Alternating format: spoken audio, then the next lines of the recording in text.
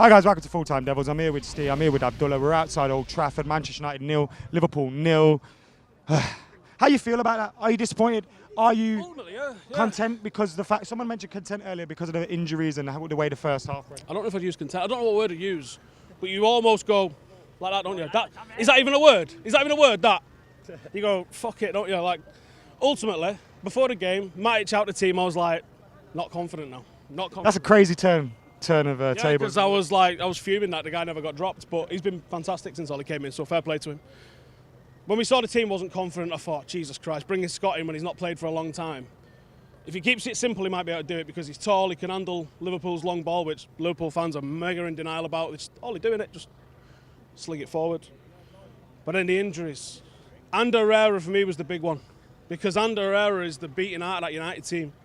You lose Ander Herrera, you lose Mata. Mata wasn't the worst one ever because we did bring Lingard on. Lingard did what, 20 minutes, 15 minutes, something like that before he had to go. He'd done it as he went through with that opportunity, didn't he? Yeah, and after that, it was a case of, right, we're going to be looking at set pieces because as Marcus was injured even before he was injured, it looked like he was going to maybe get to half-time, see what the crack is. I think if Lingard didn't get injured and go off, Rashi probably would have went off. Absolutely, definitely would have, yeah.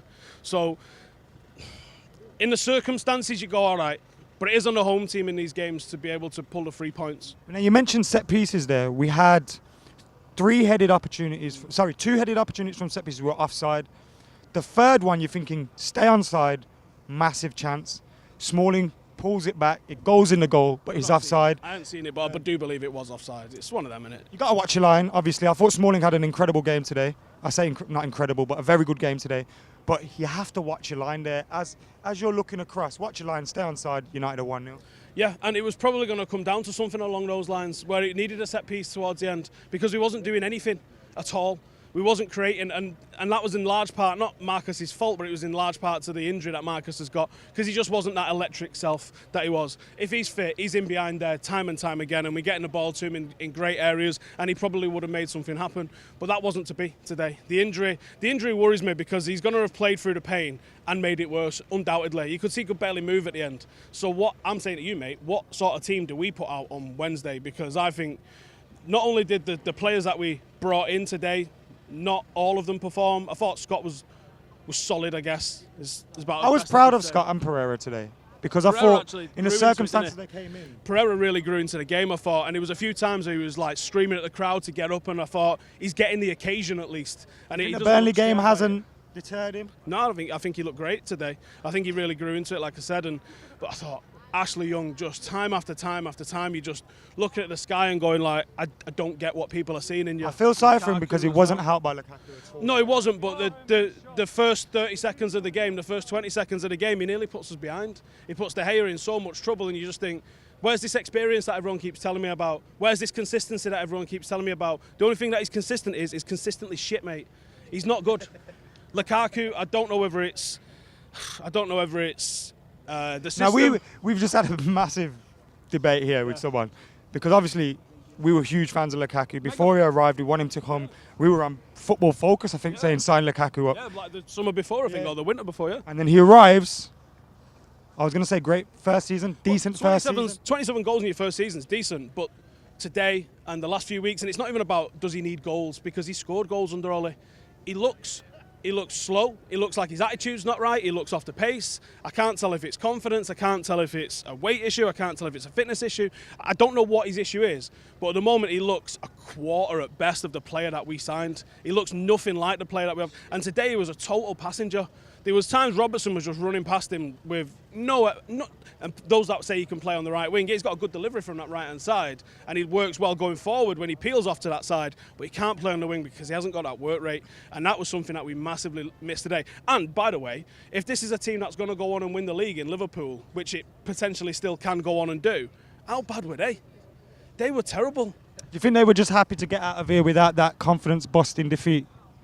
Because a defeat here and you'd say the wheels are off. A draw here and they're still ahead of City on points. No, I don't think they did come thinking that they could get a draw or be happy with a draw. I think they came here with the tails up thinking that they can go and beat us. I honestly do. I think that was what they came here to do. Didn't achieve that. And ultimately, it's a draw that neither side, I would assume, is happy with. Abdullah, you happy with it? Again, circumstances, the way the game went. Losing Jesse as soon as he'd come on. Someone 2-foot that kid. Marcus Rashford was limping all game. He obviously probably tried recovering him at half time. And then at the second half, he can barely walk. And the difference is for me with Marcus Rashford, obviously, in that game, is that every opportunity, he always makes a run. But today, I felt until we got the ball, he wasn't dragging the defenders away when we were off the ball and all that stuff that he can do. Until we got the ball and there was a clear pass, I think that's when he was making a run, because he was that knackered, he was that gone, his legs had gone. Obviously, 3 substitutions in the first half to big players. When we lost Mata and Herrera, I was looking at Rashford the whole time. I was like, oh, someone's going to come on instead of Rashford here, out of them two. And then out of nowhere, those two come off. So Mata, we didn't lose a lot, in my opinion, because we needed that injection of pace. Sort of, I think Jesse bought to us and made that run. It was a great ball from Lukaku, to be fair. Jesse needs to put that away, but, you know, then he gets injured. And, you know, as soon as he's on, even for that 5 minutes, he was just making so much space for the people around him, Pogba and everyone. I felt we were actually getting into the game at, like, in that 5-10 minutes where he got that chance. And then he goes down, limping. He was limping as well. He goes injured. So, again, this is proof again for Ed Woodward, man. If you want to be challenging for titles, if you want to be doing stuff, there's got to be the options. We turned someone like McTominay. I'm not going to come out here and go on an absolute hating spree with Scott McTominay, but I wanted him to drop in between the centre halves a lot more. I thought when he got the ball, this might be a game time issue as well. When he got the ball, I felt like it was a bit too slow. He didn't help out Pereira too much in terms of, I felt he was giving him tight spaces. I thought Andreas was really good. You know, he was keeping the ball going. Like Steve said, grew into the game. Overall, he was brilliant for me. But Rom, man, like I don't know what's happened to him. He looks like a completely different player. Does he need to go to a team where he's going to play every week? Because here he's not going to get that with Marcus Rashford.